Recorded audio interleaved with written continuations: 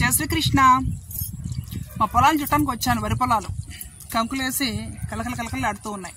సరదాగా పొలాల్లో అటు ఇటు తిరుగుతూ ఏదో మన ఫాలోవర్స్ 2 మాటలు మాట్లాడాను అనుకోండి.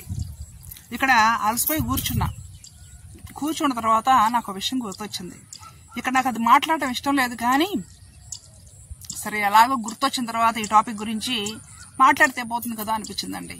ఇంత ప్రశాంతమైన ఆహ్లాదకరమైన వాతావరణం ఉన్న చోట హాయిగా ప్రశాంతంగా కూర్చొని కాసేపు భగవంతుడిని ధ్యానించుకున్నాను. లక్ష్మి ఇక్కడ ఉన్నప్పుడు పరమాత్ముడు శ్రీమన్నారాయణుడు కూడా ఇక్కడే ఉంటాడు కదా, ఎక్కడికి పోతాడు ఆయన. ఆ స్వామిని స్మరించుకున్నా. తర్వాత ఎందుకో నాకు జ్ఞాపకం వచ్చి 2 మాటలు చెప్పాలనిపించింది. సరే అందుకని ఇక్కడ కూర్చొని గట్టు మీద ప్రశాంతంగా ఈ విషయం గురించి చెప్తే బాగుంటుందేమో అనిపించి చెప్తున్నాను. విన్న తర్వాత మీరు మీ అభిప్రాయం తెలియజేయండి. ఈ మధ్యకాలంలో బాగా చూస్తుంటే న్యూస్లో ఆడవాళ్ళు, ఆడపిల్లలు, చిన్నపిల్లలు, పెద్దవాళ్ళు అందరూ భయం లేకుండా, భయపడకుండా హత్యలు చేసేస్తున్నారు. హనీమూన్కి వెళ్ళి ఒక ఆమె భర్తను చంపించేసింది. ఒక పిల్ల తల్లడ్డ వస్తుందనేసి స్పీడ్ తోటి తల్లిని చంపించేసింది. ఇంకెవరో ఒక ఆవిడ ఆమె ప్రియుడికి చెప్పి నా భర్త ఒంటరిగా వస్తున్నాడు, బయలుదేరాడు, ఇంటికి రాబోతున్నాడు, మార్గ మధ్యలో ఏదైనా చేసి చంపేయనేసి చెప్తే భర్తను చంపేసేసాడు వాడు. అంటే ఒకనొకప్పుడు ఏదన్నా యాక్సిడెంట్ లేదంటే హత్య జరిగి ఎవరైనా పోతే లేడీస్ అసలు అక్కడికి తీసుకెళ్లే వాళ్ళు కాదు. నువ్వు ఎందుకులా భయపడతావు, మగవాళ్ళ మేము వెళ్ళి చూసి వస్తావులే అనేవాళ్ళు. నా చిన్నప్పుడు తరచుగా వింటూ ఉండేదాన్ని అలాంటిది. అది నువ్వు చూడలేవులే, మీరు ఆడవాళ్ళు తట్టుకోలేరు చూసి, మీరు అసలే కొంచెము ఎమోషన్స్తో ఉంటారు, మేము పోయి చూసి వస్తాంలే అని లేడీస్ అక్కడ రానిచ్చేవాళ్ళు కాదు, పిల్లలు అసలే పోయేవాళ్ళు కాదు. అలాంటి లేడీస్ ఈ రోజుల్లో కట్టుకున్న భర్తని హనీమూన్కి తీసుకెళ్ళి అక్కడ లేపేస్తున్నారంటే, ఎవరో ఒకరితో అక్రమ సంబంధం పెట్టుకొని భర్తను లేపేస్తున్నారంటే ఘోర కలికాలం కాకపోతే ఏముంటది?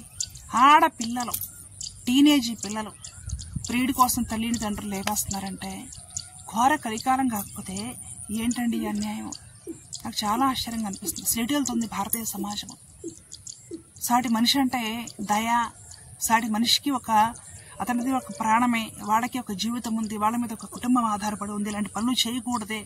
చివరికి కేసులకి, హత్యలకు కూడా వెరవట్లేదంటే, భయపడట్లేదంటే, ఇంత చదువుకొని కూడా ఇలా ఆలోచిస్తున్నారంటే కారణం ఏమై ఉంటుందో తెలుసా? ఒకటే కారణం, సినిమాలు, తర్వాత సోషల్ మీడియా ట్రెండ్. ఇవేనండి కారణాలు.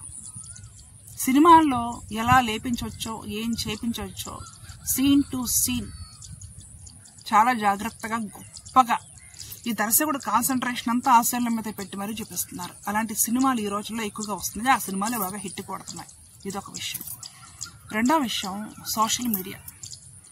సోషల్ మీడియాలో ఎంతసేపు ఉన్నా కూడా, ఇంతకుముందు నేను ఒక వీడియో చేశాను, ఎంతసేపు ఉన్నా కూడా ఇక్కడ మానభంగం జరిగింది, అక్కడ మర్డర్ జరిగింది, ఇంకెవరో అక్రమ సంబంధం పెట్టుకొని భార్యను చంపించేశారు, భర్తను చంపించేశారు, ఇది చెప్తున్నారే తప్ప తర్వాత వాళ్ళ కేసు ఏమవుతుంది, వాళ్ళకి ఎలాంటి శిక్షలు పడుతున్నాయి, 6 నెలల క్రితం ఆ పని చేసిన సిచ్యువేషన్ ఇప్పుడు ఎలా ఉంది, ఈ మధ్యకాలంలో ఇదిగో ఇలాంటి దారుణం, ఒక గ్రూప్ ఒక అత్యాచారమో లేకపోతే ఒక హత్యో చేసిన వాడి సిచ్యువేషన్ ఇప్పుడు ఎలా ఉంది, ఇప్పుడు ఎలాంటి శిక్షలు అనుభవిస్తున్నాడు, ఎలాంటి కఠినమైన శిక్షలు అనుభవిస్తున్నాడు, వాళ్ళ జీవితాలు ఏమైపోయినాయి, వీటి గురించి చెప్పట్లేదు మీడియా. అది నాకు బాధ. దీని గురించి నేను ఇంతకు ముందు ఒకసారి అడిగాను కూడా, ఒక వీడియో చేశాను ఇప్పుడు 1 year బ్యాక్, నాకు గుర్తున్నంత వరకు.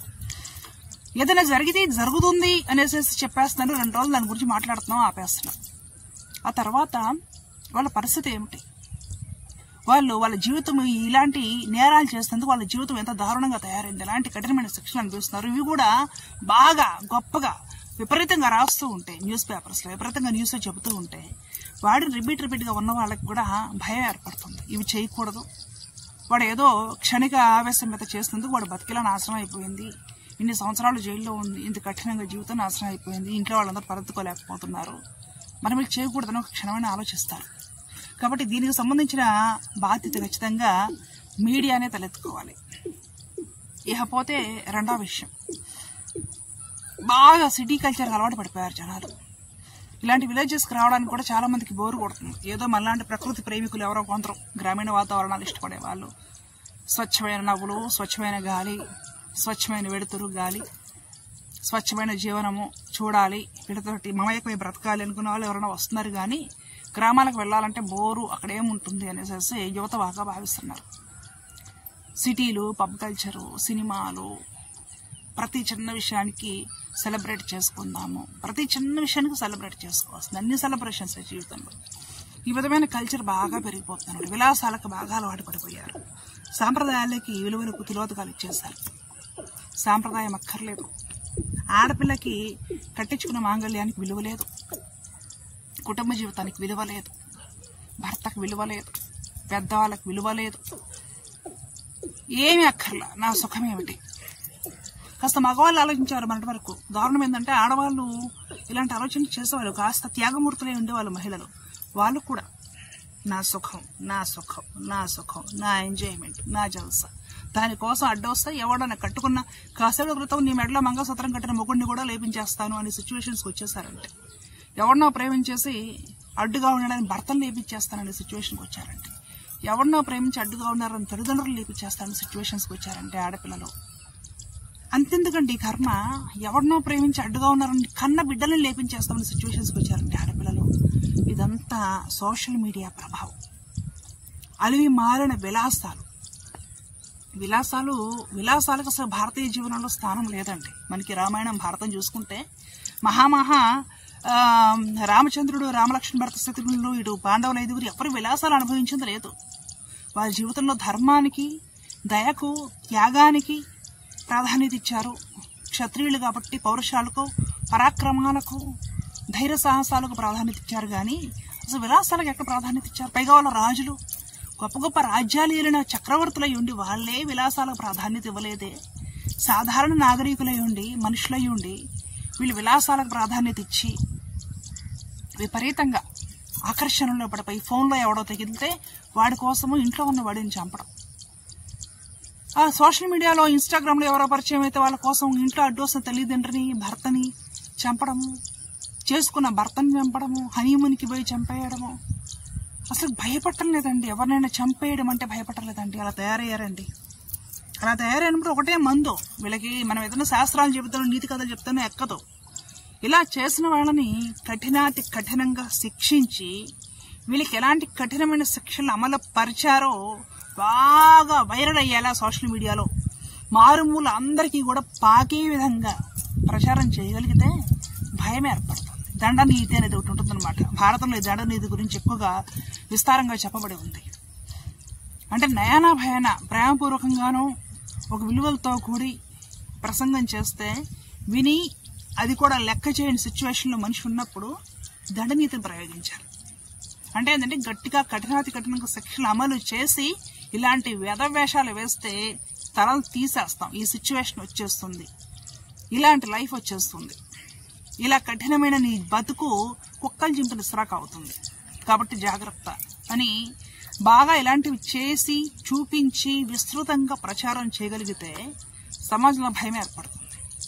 ఇలా చిన్న చిన్న విషయాలకే సాటి మనుషుల్ని చంపడము, ఇలాంటి ఆలోచనలు చేయాలంటే కూడా మనుషులు భయపడతారండి. అలాంటి కఠినమైన చట్టాలు తీసుకొచ్చేసి పెద్దగా విచారణలో ఏమీ అక్కర్లేకుండా స్పాట్లో శిక్షలు అమలు చేసేసి స్పాట్లో ప్రపంచానికి చూపిస్తా, ప్రపంచంలో ఇలాంటి తింగర వేషాలు వేసే వాళ్ళు ఎవరైనా ఉంటే వాళ్ళు భయపడి దారిలోకి వస్తారు.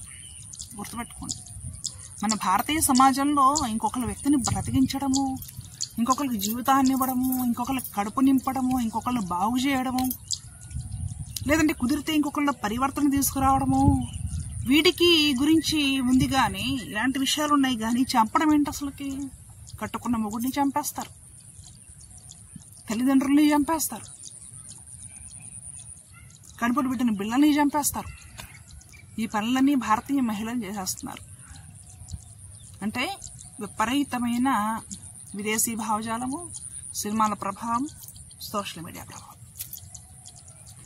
ఇలాంటి వాళ్ళని మనం మార్చాల్సిన అవసరం లేదు. కఠినాతి కఠినంగా శిక్షలు స్పాట్లో వేస్తే 10 మంది ఇలాంటి వాళ్ళకి స్పాట్లో శిక్షలు పడుతుంటే సమాజం భయంతో దారిలోకి వస్తుంది. ఇలాంటి ఆలోచనలు ఉన్న వాళ్ళందరూ భయపడి దారిలోకి వస్తారు.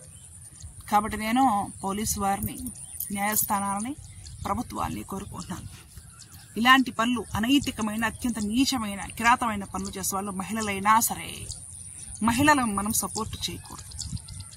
కఠినాతి కఠినంగా శిక్షించి మరణ శిక్షలు కూడా వేసేసి ఉరి తీసి అందరికీ చూపిస్తే భయపడిపోయేలా మొగుడిని చంపడము, ఏమిటి ప్రియుడి కోసం తల్లిదండ్రులను చంపడము, ప్రియుడి కోసము కడుపును పెట్టిన బిడ్డలను చంపడము, ఇలాంటి లేకి చేష్టలు చేయకుండా ఉంటారు.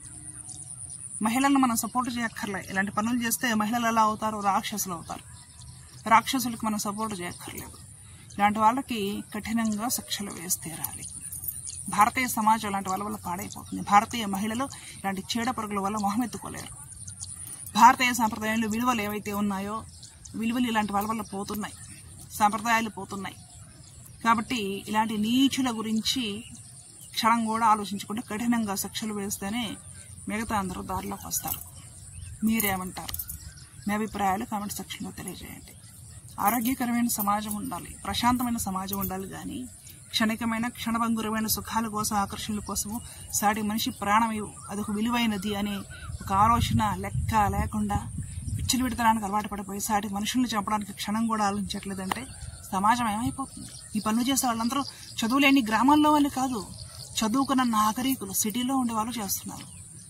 కాబట్టి ఖచ్చితంగా ఇది సమాజానికి ఇది ఇలాగే జరిగిందంటే సమాజం పాడైపోతుంది. కాబట్టి కఠినాతి కఠినంగా శిక్షలు వేసి పోతన, తాటికి, శూర్పణఖ లాంటి లిస్టులో ఉన్న ఇలాంటి మహిళలు ఇలా ఎవరైతే భర్తలను చంపుతున్నారో, అక్రమ సంబంధాల కోసం పిల్లల్ని, తల్లిదండ్రులను చంపుతున్నారో వాళ్ళకి మరణ శిక్షలు వేసేసి సమాజానికి బుద్ధి చెప్తే సమాజంలో ఎవరు ఇలాంటి పనులు చేయకుండా ఉంటారు. అదే నేను కోరుకుంటుంది. మీ అభిప్రాయాన్ని కూడా కామెంట్ సెక్షన్లో తెలియజేయండి. ధర్మ రక్షత రక్షత. జయ శ్రీరామ్. కృష్ణ.